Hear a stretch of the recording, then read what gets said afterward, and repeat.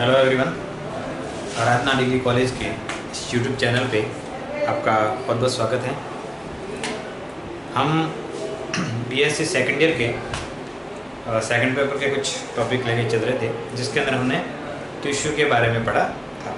आज की क्लास के अंदर हम उसी टॉपिक को वापस कंटिन्यू करेंगे, और जिसके अंदर हमने स्टार्टिंग के अंदर देखा था जो टिश्यू जो होते हैं वो दो प्रकार के होते हैं।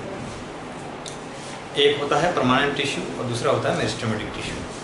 मेरिस्टेमेटिक टिश्यू के अंदर क्या होता है कि उनकी जो कोशिकाएं होती हैं वो लगातार क्या रहती है, विभाजनशील रहती है। लगातार क्या रहेगी, विभाजनशील रहेगी।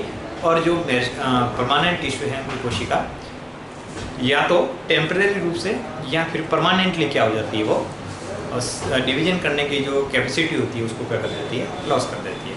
तो ये दो चीज़ें होती हैं, डिफरेंस होता है मेरिस्टेमेटिक टिश्यू और परमानेंट टिश्यू के अंदर। तो हमने मेरिस्टेमेटिक टिश्यू को तो अभी तक पढ़ लिया था।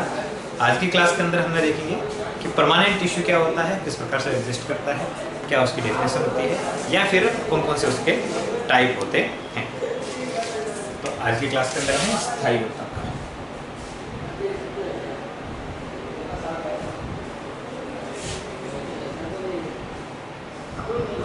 स्थायी इसको बोलेंगे परमानेंट टिश्यू।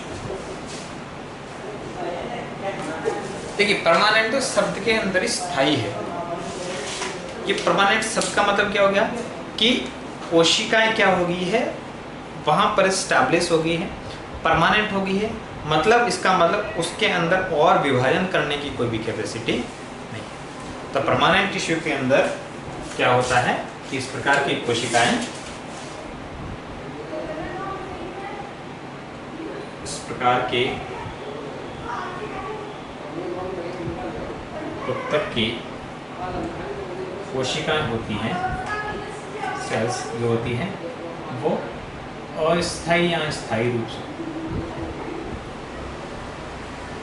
अस्थायी या स्थायी रूप से विभाजन करने की शक्ति हो जाती है। मतलब ये कोशिकाएं आगे विभाजन नहीं कर सकती, इसको क्या बोलेंगे, परमानेंट टिश्यू बोलेंगे। ये परमानेंट टिश्यू जो होते हैं वो तीन प्रकार के होते हैं। कितने प्रकार के होते हैं? पहला बोलेंगे, पहला टाइप है आपके सिंपल परमानेंट टिश्यू। पहला प्रकार है आपके simple permanent tissue.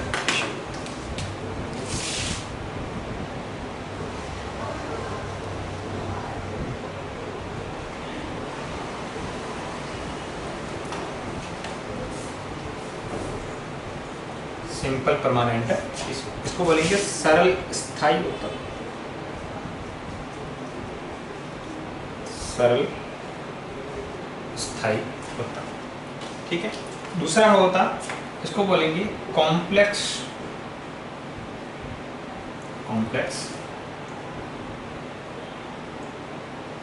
Permanent tissue. इसको बोलेंगे जटिल स्थायी ऊतक। जटिल स्थायी ऊतक। और तीसरा प्रकार है, उसको बोलेंगे स्पेशल टिश्यू, या इसको बोलेंगे विशिष्ट स्थायी, या इसको क्या बोलेंगे, विशिष्ट स्थायी ऊतक बोलेंगे। तीन प्रकार हैं आपके। पहला है आपके सिंपल परमानेंट टिश्यू, दूसरा है कॉम्प्लेक्स परमानेंट टिश्यू, और तीसरा है स्पेसिफिक या विशिष्ट परमानेंट टिश्यू। अब आगे जो सिंपल परमानेंट टिश्यू है, इसको भी हम आगे तीन वापिस प्रकार के अंदर क्या करते हैं, टाइप के अंदर क्या करते हैं, क्लासीफाई करते हैं। तो ये सिंपल परमानेंट टिश्यू हैं, ये भी तीन प्रकार के होते हैं। पहला होता है, इसको बोलते हैं पेरेन्काइमा। इसको बोलते हैं मृदुतक। पहला होता है पेरेन्काइमा, दूसरा होता है कोलेनकाइमा, इसको बोलते हैं स्थूल कोणोत्तक।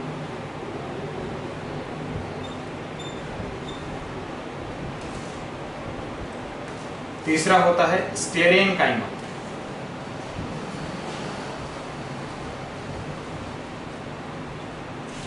इसको बोलेंगे दृढ़ोतक।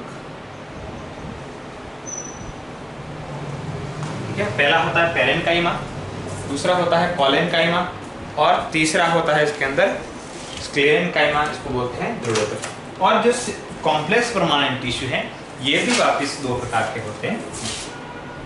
इसके अंदर वेस्कुलर बंडल जो होते हैं, एक होता है इसको बोलेंगे अपन जाइलम और दूसरा होता है फ्लोएम।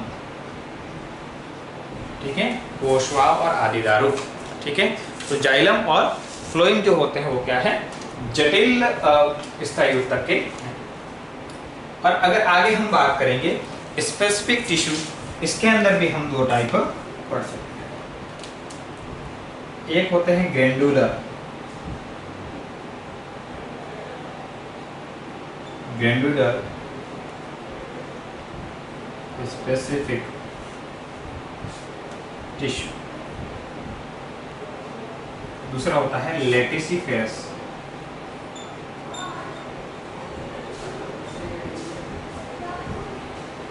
Specific tissue. ठीक है, तो ये आउटलाइन अगर हम बताया नहीं, स्थायी ऊतक जो होता है, स्थायी ऊतक तीन प्रकार का होता है।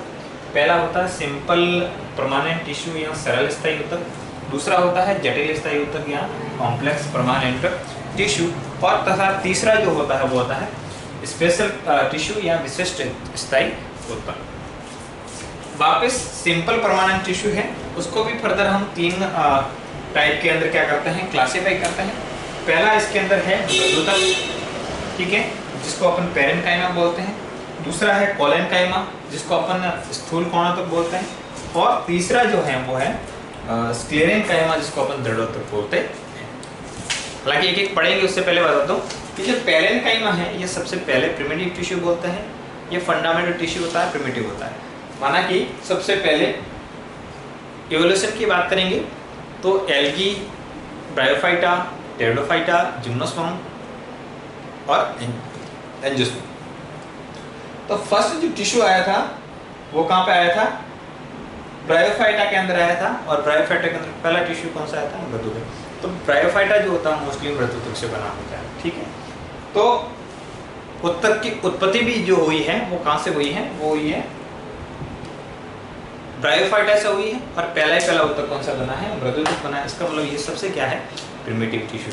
ठीक है, दूसरा स्थूल कोणोत्तक है, ये हाइपोडर्मिस के अंदर पाया जाता है। और इसकी जो कोशिकाएं होती है वो कैसे होती है, सारी की सारी कोशिका जो होती है वो जीवित कोशिका होती है। और इसके अंदर सुबेरिन का जो है डिपोजिशन नहीं पाया जाता है, क्योंकि सुबेरिन के डिपोजिशन के बाद में कोशिकाएं क्या हो जाती हैं, मृत हो जाती हैं। इसलिए इनकी कोशिका कैसी है, जीवित कोशिका। उसके बाद में दृढ़ोतक है, इनकी कोशिका मृत कोशिकाएं होती हैं, क्योंकि इन प्रकार की कोशिकाओं के अंदर सुबेरिन का जो है डिपोजिशन हो जाता है। उसके बाद में कॉम्प्लेक्स परमानेंट टिश्यू है, ये दो प्रकार के होते हैं, एक होता है जाइलम और दूसरा होता है फ्लोएम होता है। ठीक है, जाइलम और फ्लोएम होता है, ये वेस्कुलर बंडल होते हैं। जो जाइलम जो होता है प्लांट के अंदर जो वाटर होता है उसका ट्रांसपोर्टेशन काम करता है। और फ्लोएम जो होता है ये किसका काम करेगा, ये आगे जाके जो भोजन का है वो ट्रांसपोर्ट करना इनका कार्य होता है। इसके अलावा जो होते हैं स्पेशल टिश्यू है, जिसके अंदर ग्रैंडुलर टिश्यू होते हैं, जो ग्रंथिल टिश्यू होते हैं। जैसे अलग अलग, जैसे पाइनस है उसके अंदर रेजिन ग्लैंड पाई जाती है, तो अलग अलग ग्लैंड पाई जाती है।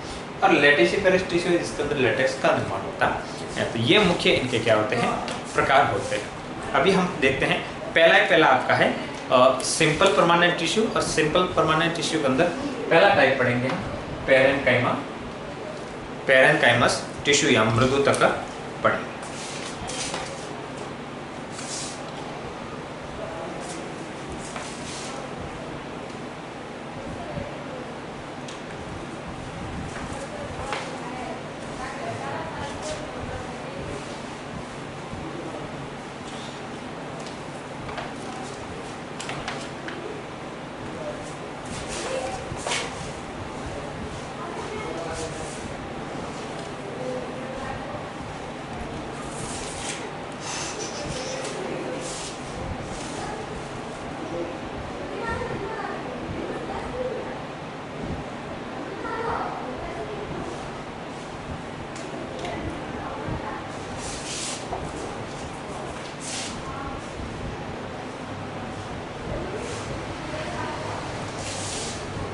Simple permanent tissue. इसके अंदर पहला है पैरेनकाइमा, या इसको बोलेंगे मृदु, ठीक है, पैरेनकाइमस या फिर मृदु। ये क्या है? ये सबसे प्रिमिटिव टिश्यू। तो इसके कैरेक्टर के अंदर क्या लिखेंगे? यह सबसे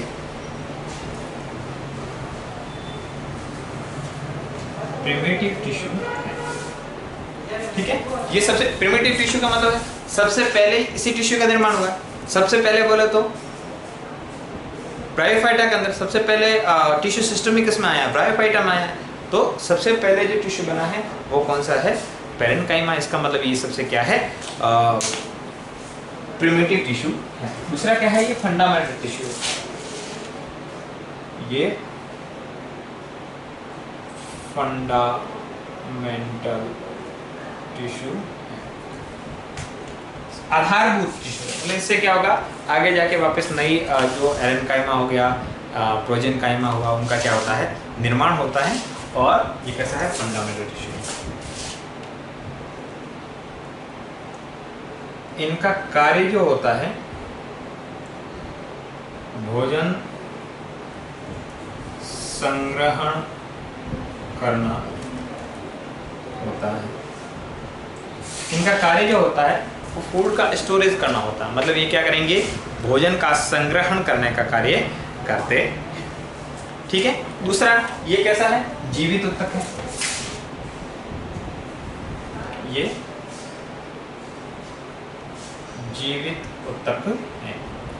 जीवित ऊतक पैरेनकाइमा है, वो भी जीवित ऊतक है। कोलेनकाइमा है, वो भी जीवित ऊतक है।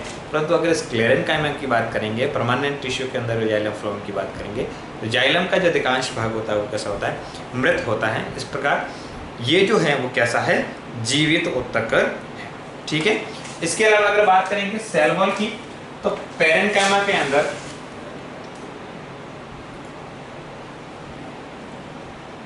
Primary cell wall, secondary cell wall दोनों पाई जाती है, दोनों पाई जाती, ठीक है। तो जैसे मेरिस्टेमेटिक कोशिकाएं होती हैं उनके अंदर प्राइमरी सेल वॉल और सेकेंडरी सेल वॉल दोनों नहीं पाई जाती, उसके अंदर सिर्फ और सिर्फ प्राइमरी सेल वॉल पाई जाती है। परंतु अगर हम पैरेनकाइमा की बात करेंगे तो पैरेनकाइमा के अंदर प्राइमरी सेल वॉल और सेकेंडरी सेल वॉल जो होती है वो दोनों पाई जाती हैं। इसके अलावा इनकी जो कोशिकाएं होती हैं उस कोशिकाओं की कोशिका द्रव्य के अंदर रिक्तिकाएं भी पाई जाती हैं। तो आगे क्या होता है?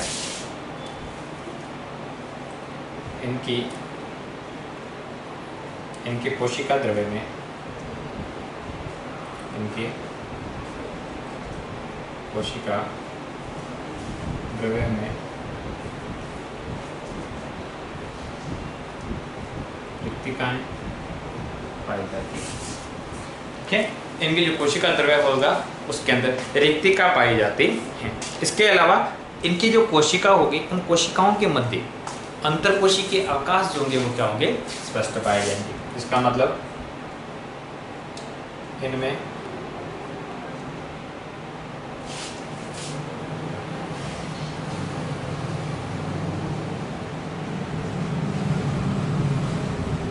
अंतरकोशिकीय अवकाश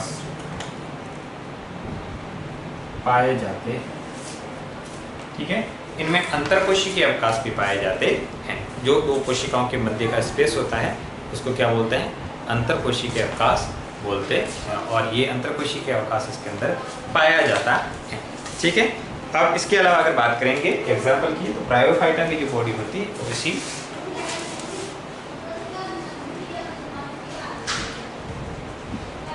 ब्रायोफाइटा की बॉडी इसी टिश्यू से बनी होती,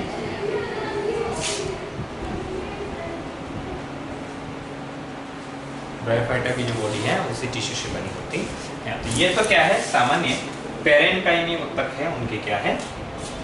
कैरेक्टर बोल सकते हैं या उनकी विशेषता हैं, उनकी कोशिकाओं की क्या क्या विशेषताएं वो बातें हमने स्टडी की है। अब क्या होता है कि ये जो पेरेन्काइमिक कोशिकाएं हैं, इनकी कोशिकाओं के अंदर क्या पाया जाता है? मॉडिफिकेशन पाया जाता है। क्या पाया जाता है? रूपांतरण पाया जाता है, मॉडिफिकेशन पाया जाता है। और वो मॉडिफिकेशन किस प्रकार से होता है वो हम आगे पढ़ेंगे, ठीक है। तो ये इसके सामान्य लक्षण है। दूसरा, इनके मॉडिफिकेशन, पेरेन्काइमिक ऊतक के मॉडिफिकेशन।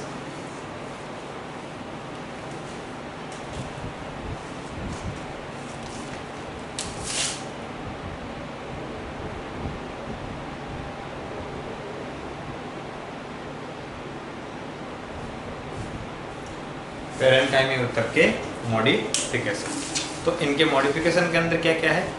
तो इनकी कोशिकाएं क्या करती है? कुछ स्पेशल फंक्शन के लिए क्या करती है? विशिष्ट प्रकार की संरचनाओं का निर्माण करती है। इनकी मतलब आकार या उसके अंदर विशिष्ट संरचना बन जाती है, इसलिए उसको क्या बोलते हैं? रूपांतरण बोलते हैं। या एक विशेष फंक्शन करने के लिए क्या होती है? संपन्न होती है। जैसे पहला इसके अंदर है प्रोजेनकाइमा।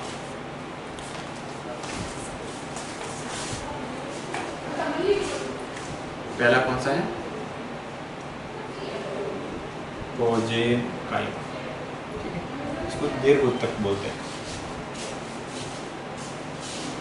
इनकी जो कोशिकाएं होती है वो सिरों से नुकीली होती है। इनकी सेल्स सिरों से नुकीली होती है, ठीक है। इस प्रकार का अरेंजमेंट पाया जाएगा।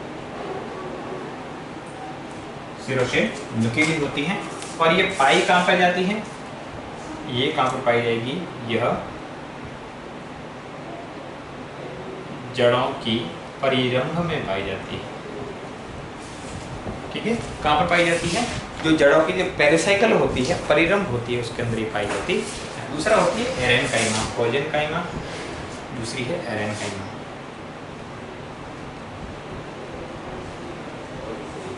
इसको बोलते हैं वायुतक, ठीक है।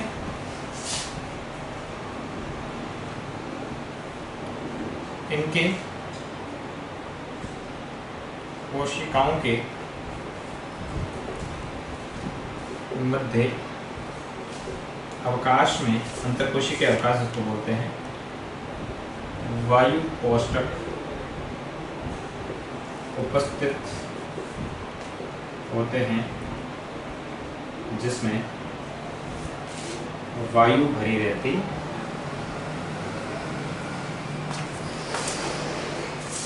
ये जलोद्भिद पादपों में पाया जाता है तथा इनका कार्य उत्प्लावकता प्रदान करना होता है, ठीक है। बायोन्सी प्रदान करते हैं। जैसे जो हाइड्रोफाइट जो प्लांट होते हैं, जलोद्भिद पादप होते हैं, उसके अंदर क्या होता है कि जलोद्भिद पादप के अंदर जो वो कहाँ पे रहते हैं? जल में रहते हैं। उनको क्या रहता है? सतह में तैरने के लिए, बायोन्सी प्रदान करने के लिए जो क्या करते हैं? इस प्रकार के टिश्यू पाए जाते हैं। और इसके अंदर क्या होता है कि जो इंटरसेलुलर स्पेस होता है, उसके अंदर वायु कोष्ठक होता है और उसके अंदर वायु भरी रहती है, जिससे क्या है? वो फ्री फ्लोटिंग करते रहते हैं, फ्री में, ठीक है। तीसरा होता है कोलेनकाइमा, क्लोरेनकाइमा। तीसरा होता है क्लोरेनकाइमा, ठीक है। क्लोरेनकाइमा का मतलब इस प्रकार की कोशिकाओं में, इस प्रकार की सेल्स में क्लोरोप्लास्ट अधिक पाया जाता है,